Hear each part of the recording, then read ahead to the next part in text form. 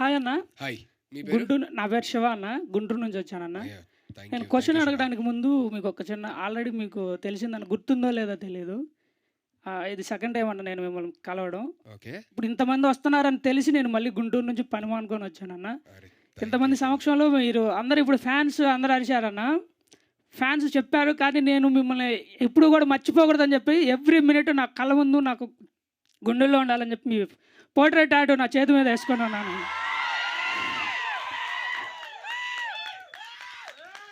ఉందన్న. More than 5 hours పట్టిందన్న. కానీ నాకు ఎక్కడా కూడా పెయిన్ అనిపించలేదన్న. నేను ఇది మీకు చూపించాలి అనే ఆతృతతోటి మాత్రం నేను ఇక్కడికి వచ్చానన్న. Man thank you. బట్ అలాంటివి ఏమీ చెయ్యొద్దు. నేను అంటే ఎవరన్నా అలాంటివి ఏమీ చిన్న చెయ్యొద్దు. విషయం అన్న.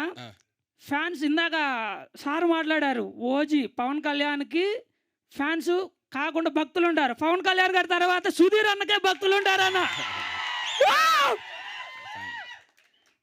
అన్న ఇంకో చిన్న రిక్వెస్ట్ అన్న, వీలైతే కుదిరితే ఒక చిన్న హగ్ అన్న. ఇది మా ఫ్యామిలీ కోసం అన్న. ఆల్రెడీ వాళ్ళు చూస్తూ ఉన్నారన్న. అది మీకు ఇష్టమైతే ఓకే అనుకుంటే డెఫినెట్లీ ఇష్టమే. అందరినీ హగ్ చేసుకుంటా వచ్చి. ఓకే ప్రతి అన్న, ఒక్కరిని హగ్ థ్యాంక్ యూ అన్న. చేసుకుంటా. వచ్చిన ప్రతి ఒక్కరికి ఖచ్చితంగా హగ్ ఇచ్చి వెళ్తాను. థ్యాంక్ యూ అన్న. మరి. నా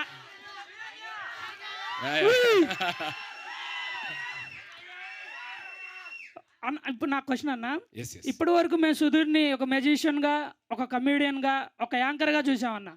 ఈరోజు సుధీర్ జోకర్లో సుధీర్ గారిని మేము ఏ విధంగా చూడబోతున్నామన్న, మీ మాటల్లో వినాలనుకుంటాం. సో ఇప్పటిదాకా మీరు చూసిన షేడ్స్ అంటే ఏదైతే మీరు నన్ను చూసారో అవన్నీ మీకు తెలుసు. అవునన్న. సో తెలియని షేడ్ ఏదైతే ఉందో సుధీర్ని కొత్తగా చూస్తారన్నమాట. డెఫినెట్లీ జోకర్లోని సుధీర్ అన్నకి ఇప్పటిదాకా అందరూ అనుకుంటారు కదా, అరే బాగుంది, మంచి ఫ్యాన్స్ ఉన్నారు, మంచి కథ పడాలి, అన్నకు మంచి సబ్జెక్ట్ పడితే బాగుంటుంది అని అనుకుంటూ ఉంటారు కదా అందరూ. అవునన్న. ఆ కథే ఇది మాట.